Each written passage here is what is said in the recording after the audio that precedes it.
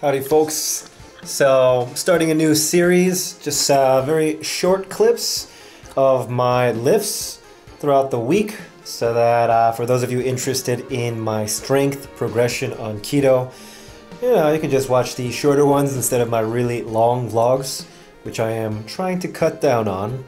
I'm new to this, give me some time.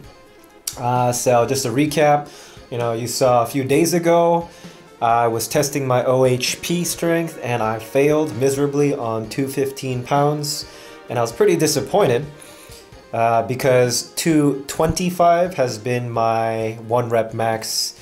I've only done it one time ever. I did it a few months ago. I was at 79.5 kilos. I was a bit chubbier, so I wanted to see if I retained my strength. You guys know I'm trying to retain as much strength as possible on this keto summer shred. And I also want to prove to people that if you cut down gradually, intelligently, and of course potentially on keto, which is supposed to be muscle sparing, if anything, yeah, you could retain almost all your strength. I am now a few pounds or kilos lighter than I was when I did 225, but I can still put up 215, and in fact it went up quite quickly. The 225 that I did put up a few months ago was ugly as hell. It was swaying all over the place. It was like an ultimate grinder.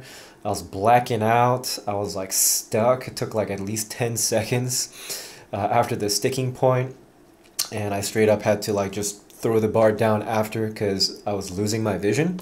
On the 215 you just saw, my form I would say was better than the warm-up before it. The 205, which wiggled all over the place, but I kind of used that to grease the groove, lock down my form. You saw I got really tight with intra-abdominal pressure with my belt, and I was actually impressed with how well I pushed it up straight over my head, not too much wobble, pretty relatively straight back. It can't be completely straight. That's really hard to do when you push some decently heavy weight.